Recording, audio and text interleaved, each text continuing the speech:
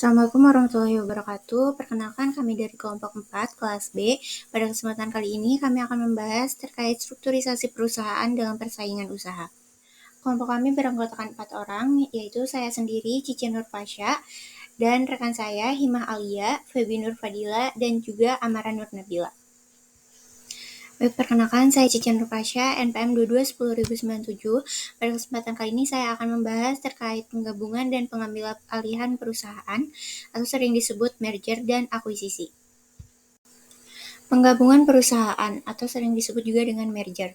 Penggabungan atau merger menurut pasal 1 angka 9 UU PT, merger merupakan penggabungan dua perusahaan atau lebih menjadi satu entitas baru. Proses ini mengakibatkan berakhirnya status badan hukum dari perusahaan yang bergabung. Unsur-unsurnya yaitu yang pertama adanya perbuatan hukum yang dilakukan oleh satu perseroan atau lebih dengan perseroan yang telah ada. Yang kedua, adanya tujuan menggabungkan diri. Yang ketiga, adanya pengalihan aktiva dan pasiva perseroan, dan yang terakhir berakhirnya status badan hukum salah satu perusahaan. Adapun alasan dilakukannya merger yaitu yang pertama, diversifikasi atau pertumbuhan yang lebih baik dan cepat. Yang kedua, untuk meningkatkan dana perusahaan. Yang ketiga, untuk mengontrol kendali atas persaingan dan mengurangi kompetitor.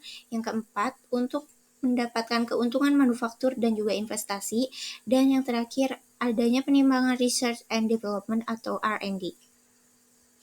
Selanjutnya mengenai prinsip dasar merger. Prinsip dasar merger yang pertama yaitu menggabungkan kedua atau lebih perusahaan menjadi satu, yang mana merger ini melibatkan penggabungan dua atau lebih perusahaan yang beroperasi di industri yang sama atau berbeda untuk menciptakan satu entitas bisnis yang lebih besar dan lebih kuat.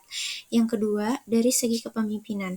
Merger melibatkan penggabungan kepemimpinan kedua perusahaan menjadi satu, dengan satu tim kepemimpinan yang baru yang dapat membuat keputusan strategis untuk meningkatkan kinerja perusahaan. Yang ketiga, adanya aktiva dan pasiva. Merger melibatkan penggabungan aktiva dan pasiva kedua perusahaan menjadi satu, sehingga perusahaan yang baru juga dapat memiliki sumber daya yang lebih besar dan lebih kuat untuk bersaing di pasar. Dan yang terakhir, pengoperasian perusahaan, yang mana merger ini melibatkan penggabungan pengoperasian perusahaan kedua perusahaan menjadi satu, sehingga perusahaan yang baru juga dapat memiliki sistem operasional yang lebih efisien dan efektif untuk meningkatkan kinerja perusahaan. Dijelaskan di dalam pasal 122 UU PT, penggabungan dan peleburan mengakibatkan perseroan yang menggabungkan atau meleburkan diri berakhir karena hukum. Berakhirnya perseroan sebagaimana dimaksud dalam ayat 1 terjadi tanpa dilakukan likuidasi terlebih dahulu. Definisi merger pada regulasi lainnya dijelaskan juga di dalam pasal 1 ayat 25 Undang-Undang Nomor 10 Tahun 1998, di dalam pasal 28 sampai 29 Undang-Undang Nomor 5 Tahun 1999, dan juga di dalam pasal 1 ayat 1 PP Nomor 27 Tahun 1998. Selanjutnya, akibat hukum merger. Yang pertama, akibat hukum terhadap pemegang saham minoritas. Merger perseroan terbatas juga menimbulkan dampak bagi pemegang saham. Menurut pasal 17 ayat 3 huruf B dari Undang-Undang Nomor 1 Tahun 1995 tentang perseroan terbatas, dalam perseroan terbatas terjadi peralihan pemegang saham yang berbunyi pemegang saham yang digabungkan atau yang meleburkan diri menjadi pemegang saham perseroan hasil merger atau konsolidasi. Yang kedua, akibat hukum terhadap karyawan.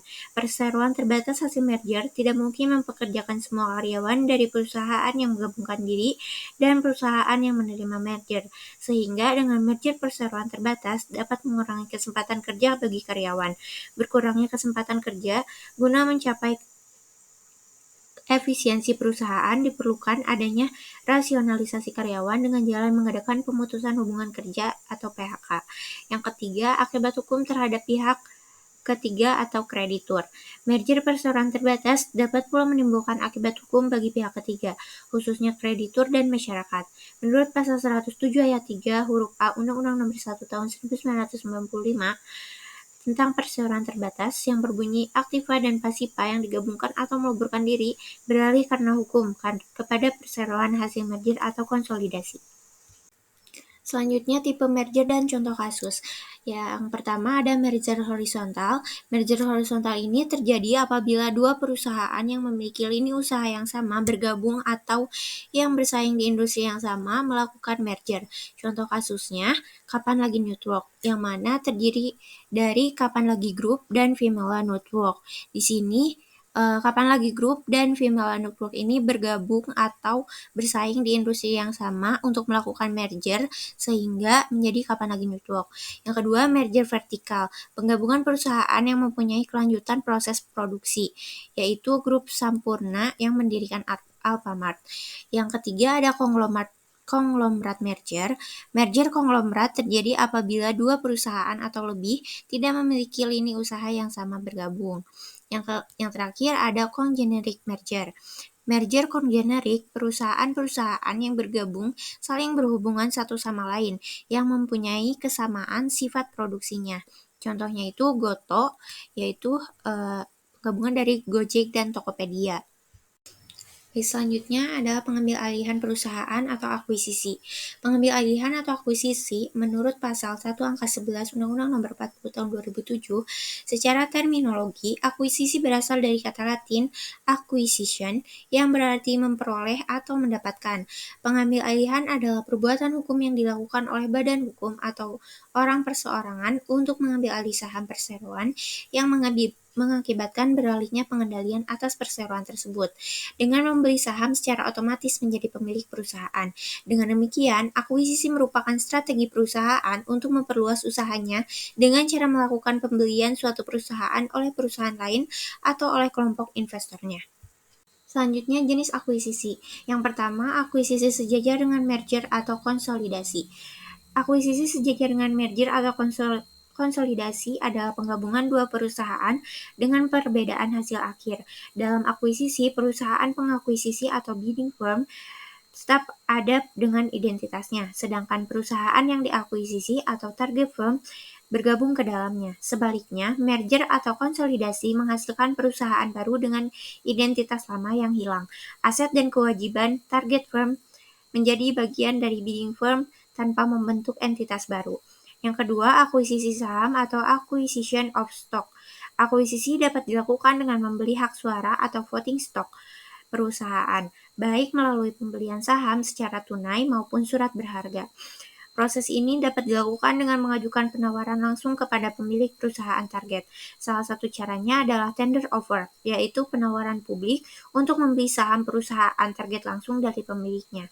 Dan yang terakhir ada akuisisi aset. Perusahaan dapat mengakuisisi perusahaan lain dengan membeli semua asetnya.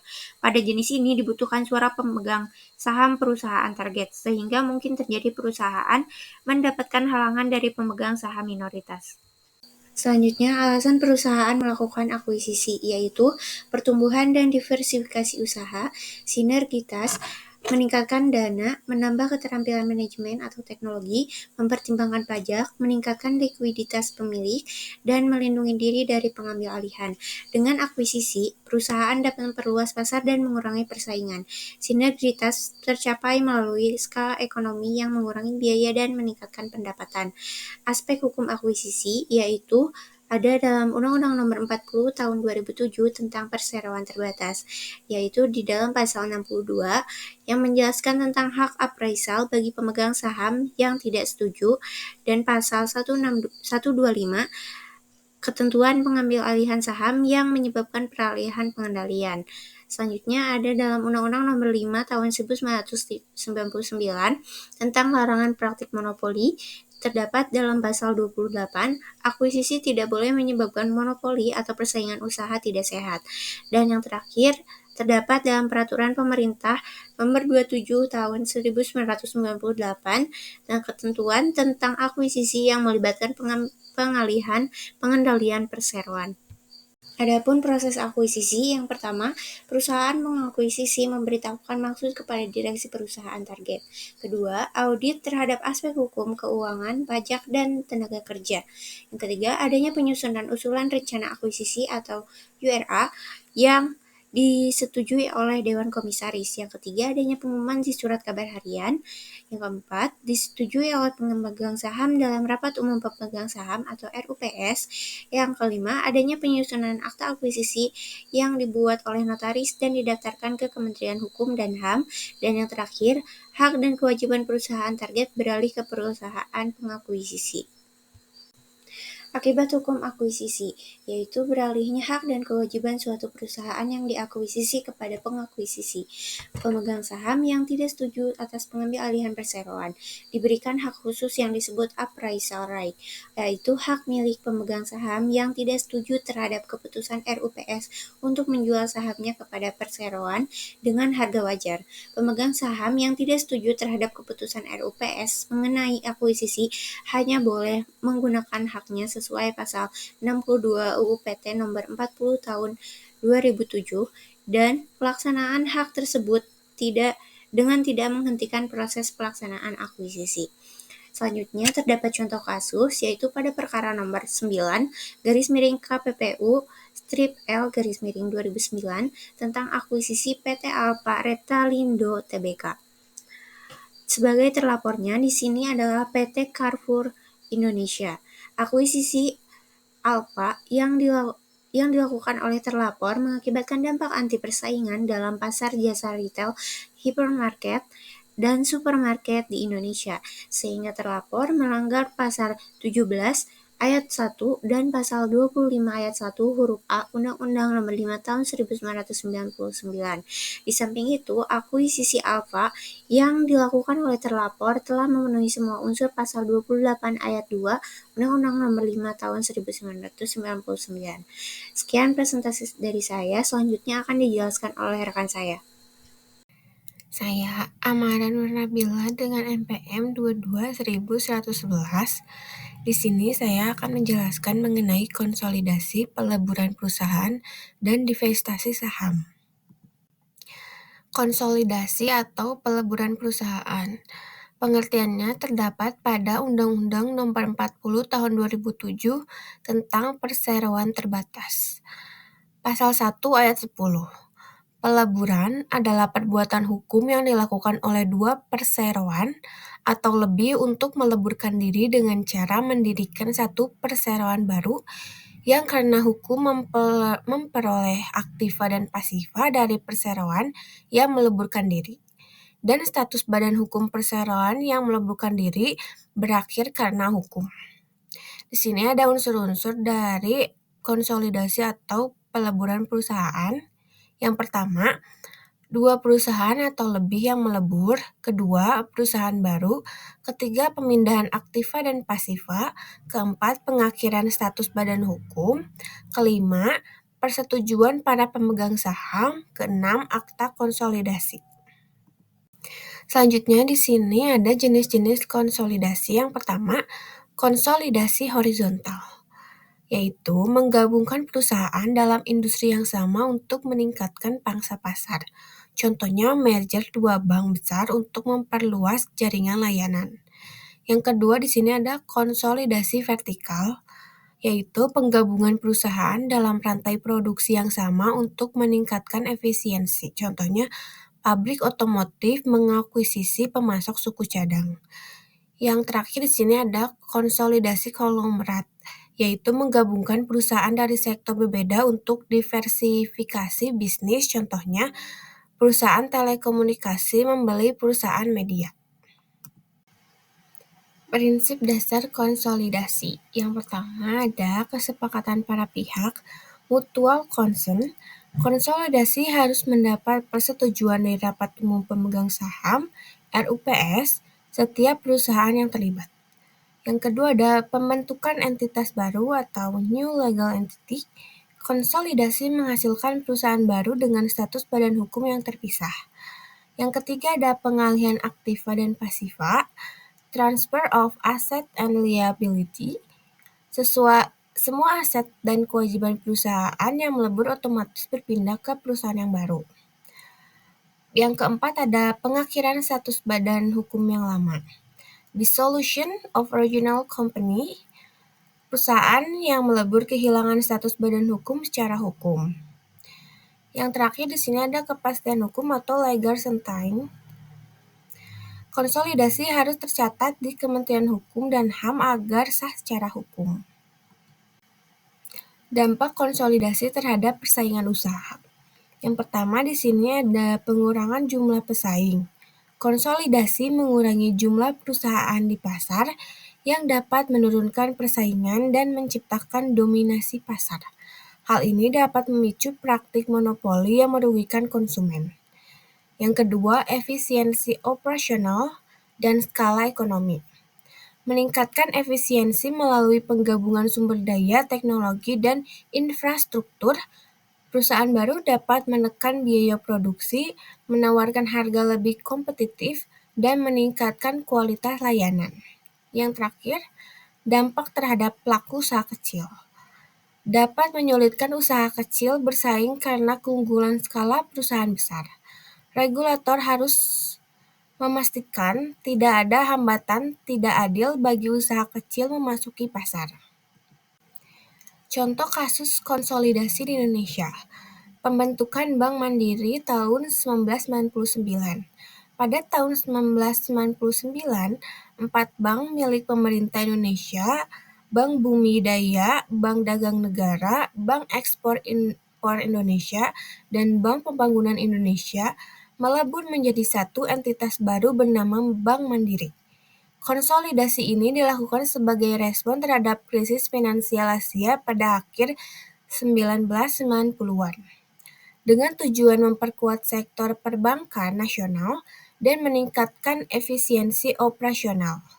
Hasilnya, Bank Mandiri berhasil menjadi salah satu bank terbesar di Indonesia dengan aset dan jaringan yang luas serta mampu bersaing secara kompetitif di pasar perbankan domestik. Selanjutnya di sini ada divestasi saham. Pengertiannya, divestasi saham adalah pelepasan kepemilikan saham yang dimiliki suatu pihak baik secara sukarela maupun berdasarkan kewajiban hukum.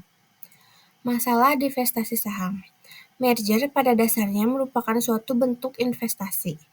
Ketika suatu aktivitas merger dibatalkan dengan berbagai alasan, maka sesungguhnya pada saat yang demikian terjadi suatu bentuk divestasi.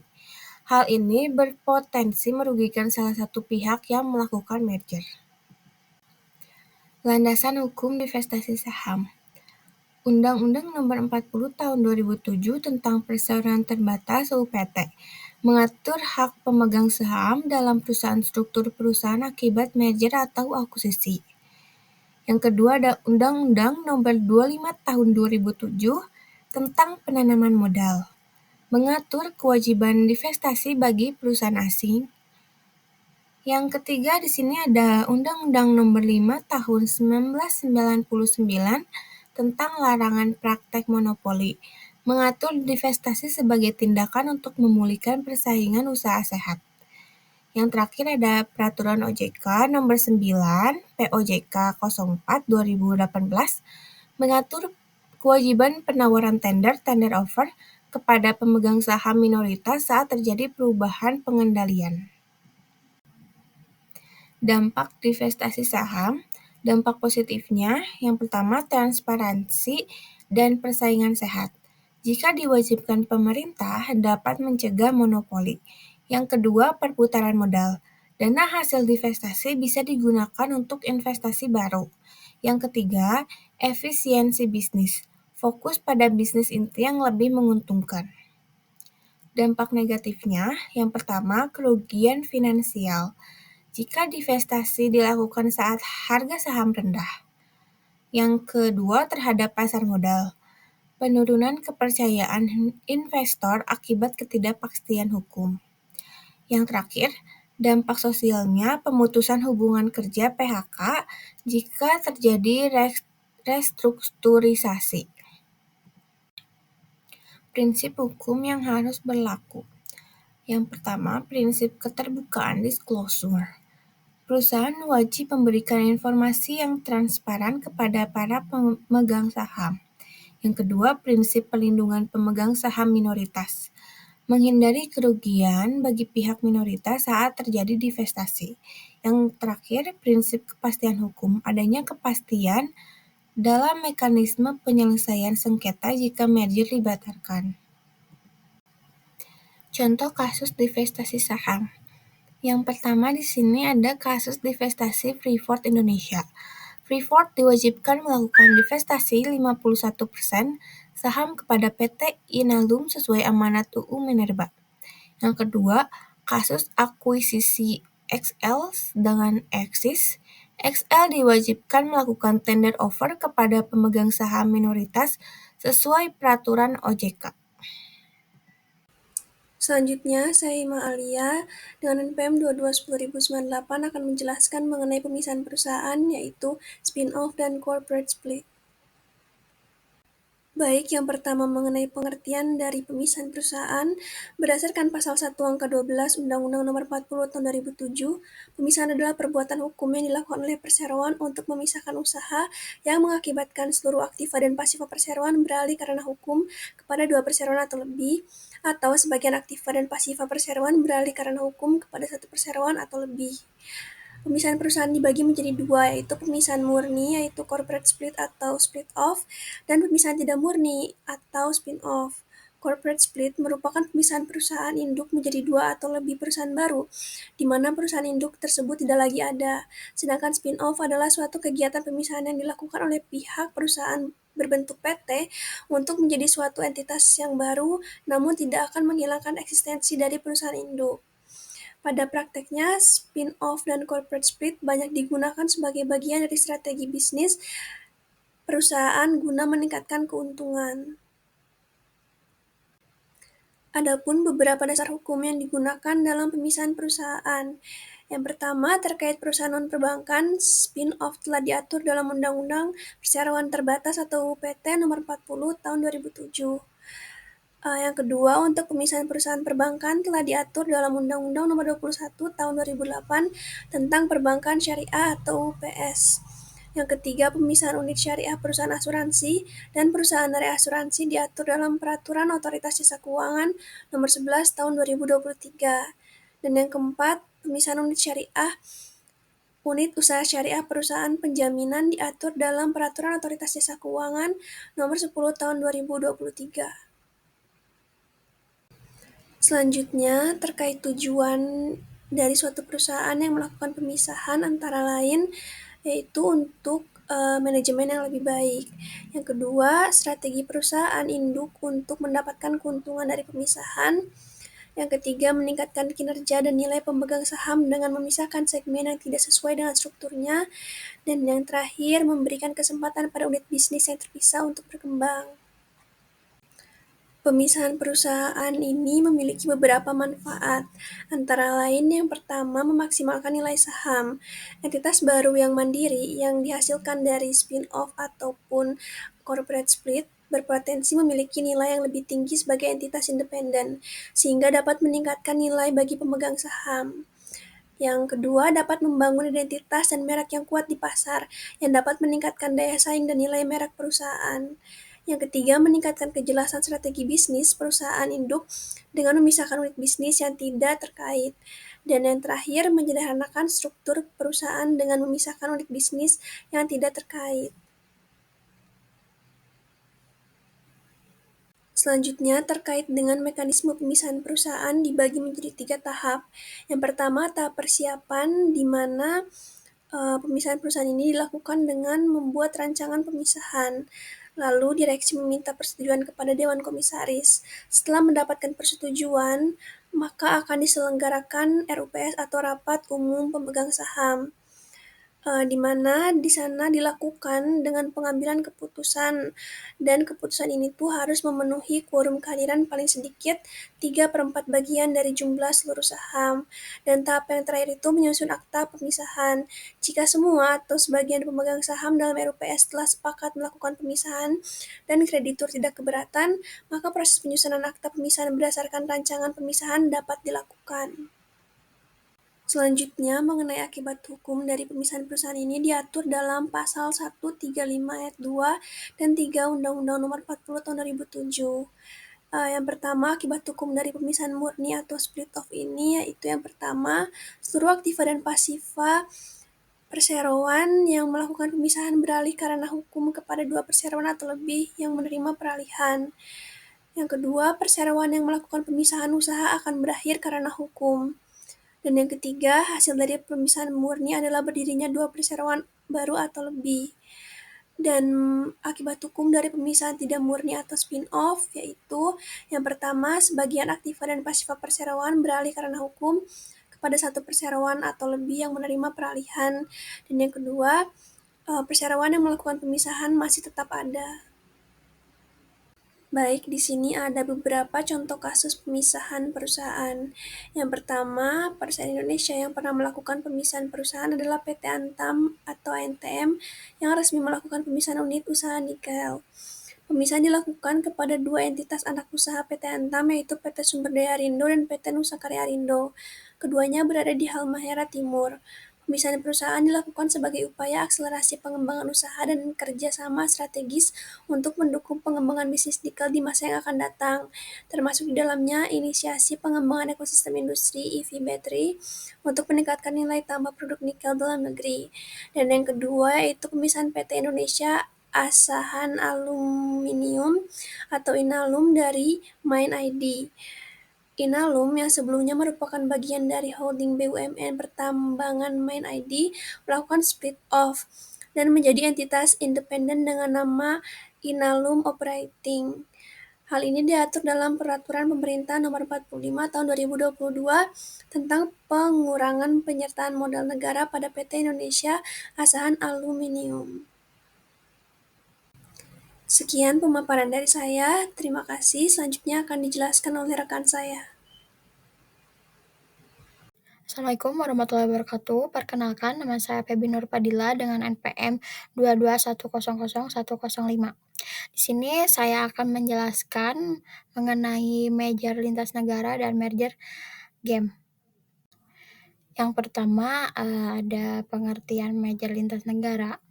Merger lintas negara cross-border merger adalah proses penggabungan atau pengambil alihan perusahaan terdaftar di negara yang berbeda. Dalam merger lintas negara, perusahaan-perusahaan yang berasal dari dua negara atau lebih menyatukan operasional, kepemilikan, dan struktur manajemennya untuk membentuk entitas yang lebih besar atau kuat di pasar global. Tujuan utama dari merger lintas negara adalah untuk memperluas pasar, meningkatkan daya saing internasional, serta mengakses sumber daya atau teknologi yang lebih baik. Adapun mengenai jenis-jenis merger, yang pertama ada merger horizontal. Merger horizontal yaitu merger antara perusahaan yang beroperasi dalam industri yang sama di negara yang berbeda untuk memperluas pangsa pasar yang mencapai efisiensi skala yang lebih besar. Contohnya, merger antara dua perusahaan mobil, satu di Eropa dan satu di Asia, untuk meningkatkan produksi dan distribusi kendaraan secara global. Dan yang kedua, ada merger vertikal, yang dimana merger vertikal ini merger antara perusahaan yang berada pada tahap berbeda dalam rantai pasokan. Misalnya, perusahaan yang memproduksi bahan baku menggabungkan diri dengan perusahaan yang memproduksi barang jadi. Contohnya, sebuah perusahaan energi dari Timur Tengah menggabungkan diri dengan perusahaan distributor di negara Eropa. Yang terakhir ada merger konglomerat, yang dimana merger konglomerat ini merger antara perusahaan yang bergerak di industri yang berbeda untuk mendiversifikasikan portofolio bisnis dan mengurangi resiko. Contohnya, perusahaan teknologi di Amerika Serikat menggabungkan diri dengan perusahaan makanan di Eropa. Yang ketiga ada dampak positif, yang dimana dampak positif ini menjelaskan dampak-dampak mengenai merger lintas negara. Yang pertama ada ekspansi pasar, yang dimana ekspansi pasar ini perusahaan bisa masuk ke pasar baru dengan lebih mudah tanpa harus membangun bisnis dari nol. Yang kedua ada peningkatan efisiensi, sinergia antara dua perusahaan dari negara berbeda bisa mengurangi biaya operasional dan meningkatkan efisiensi produksi. Yang ketiga, ada transfer teknologi dan keahlian. Perusahaan di negara dengan teknologi maju bisa membantu meningkatkan inovasi di negara tujuan merger. Yang keempat, ada akses ke sumber daya, bisa mendapatkan bahan baku lebih murah atau tenaga kerja dengan biaya lebih rendah. Yang terakhir, ada diversifikasi risiko.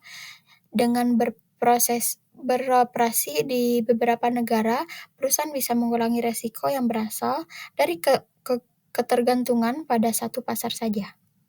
Dan yang keempat, ada dampak negatifnya. Yang pertama, ada hambatan regulasi. Hambatan regulasi ini setiap negara mempunyai aturan bisnis yang berbeda, termasuk pajak, ketenaga kerjaan, dan anti monopoli yang bisa memperumit proses merger. Yang kedua, ada benturan budaya dan manajemen. Perbedaan budaya, kerjasama, bahasa, dan gaya manajemen bisa menimbulkan konflik di dalam perusahaan. Yang ketiga, memutuskan hubungan kerja (PHK).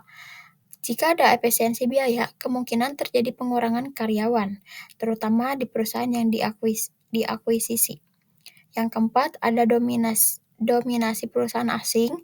Dominasi perusahaan asing ini bisa mengurangi daya saing perusahaan lokal dan menyebabkan ketergantungan pada perusahaan multinasional. Dan yang terakhir, ada ketidakstabilan mata uang dan keuangan. Perbedaan nilai tukar dan kebijakan moneter di masing-masing negara menjadi tantangan dalam mengelola keuangan perusahaan hasil merger. Contoh kasus dalam merger lintas negara, merger Daimler-Benz dan Chrysler pada tahun 1998. Salah satu merger lintas negara terbesar pada masa itu adalah penggabungan antara perusahaan otomotif Jerman Daimler-Benz dan perusahaan otomotif Amerika Serikat Chrysler. Tujuannya dari merger ini adalah untuk meningkatkan pangsa pasar global dan efisiensi produksi. Namun, perbedaan budaya dan strategis bisnis yang signifikan menyebabkan kesulitan dalam integrasi. Dan pada akhirnya, pada tahun 2007, Chrysler dijual kembali. Memasuki pembahasan pada merger game. Merger game memiliki definisi yang dimana konsep dalam teori permainan, game theory, yang digunakan untuk menganalisis strategi perusahaan dalam melakukan merger atau penggabungan usaha. Konsep ini membantu dalam memahami bagaimana perusahaan berinteraksi dan pengambilan keputusan dalam merger berdasarkan keuntungan, persaingan, serta dampak ekonomi dan hukum yang ditimbulkan. Dalam merger game, perusahaan cenderung bertindak strategis untuk memaksimalkan keuntungan dan daya saing mereka. Analisis ini sering digunakan dalam ekonomi, manajemen bisnis, dan kebijakan anti monopoli untuk mengevaluasi dampak merger terhadap pasar. Yang kedua, ada akibat hukum dari merger game. Yang pertama, pelanggaran anti monopoli. Jika merger menciptakan dominasi pasar yang tidak sehat, pemerintah dapat membatalkan atau memberikan sanksi terhadap merger tersebut. Contoh, Uni Eropa sering menolak merger yang dianggap mengurangi persaingan, seperti kasus Siemens-Alstom.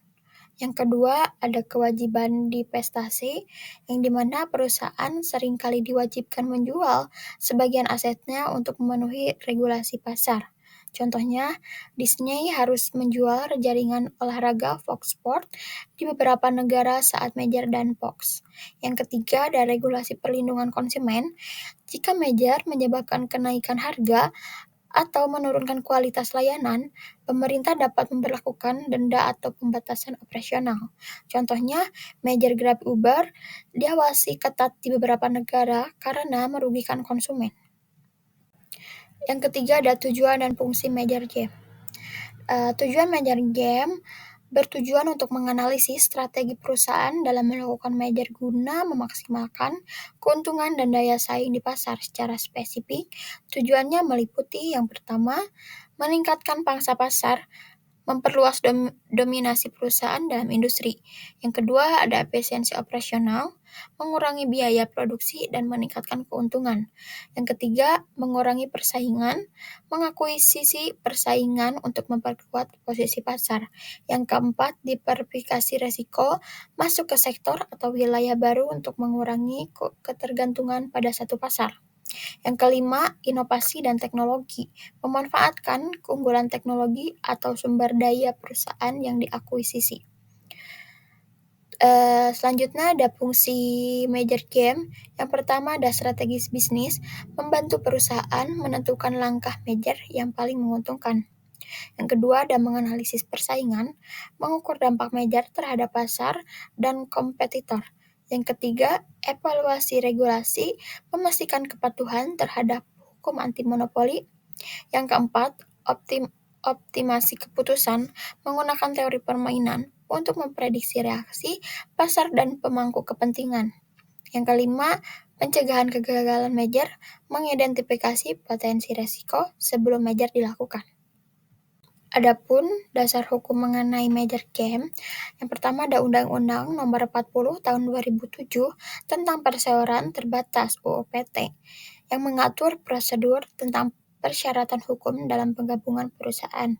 Yang kedua ada Undang-Undang Nomor 5 Tahun 1999 tentang larangan praktek monopoli dan persaingan usaha tidak sehat, mengawasi major agar tidak timbul praktik monopoli atau persaingan usaha tidak sehat. Kewenangan pengawasan dilakukan oleh Komisi Pengawas Persaingan Usaha (KPPU). Yang ketiga ada Peraturan Pemerintah Nomor 57 Tahun 2010 tentang penggabungan atau peleburan badan usaha yang dapat mengakibatkan praktik monopoli dan persaingan usaha tidak sehat. Mengatur batasan major yang bisa berdampak negatif terhadap pasar dan persaingan usaha. Yang keempat, Peraturan KPPU Nomor 3 Tahun 2023 tentang penilaian terhadap penggabungan, peleburan, atau pengambilan yang berpotensi menimbulkan praktik monopoli dan persaingan usaha tidak sehat. Dan yang terakhir, menetapkan prosedur pelaporan dan penilaian major oleh KPPU. Dan yang terakhir, ada contoh kasus pada major game. Major game adalah strategi perusahaan dalam melakukan penggabungan usaha dengan mempertimbangkan persaingan di pasar. Salah satu contohnya yang terkenal adalah merger antara Disney and 21st Century Fox pada 2019. Disney mengambil alih aset Fox untuk memperkuat posisi di industri hiburan dan layanan streaming. Namun, regulator anti-monopoli Amerika Serikat dan Uni Eropa mengawasi merger ini untuk memastikan tidak terjadi monopoli. Sebagai konsekuensinya, Disney harus menjual beberapa aset agar tetap mematuhi regulasi pasar tersebut.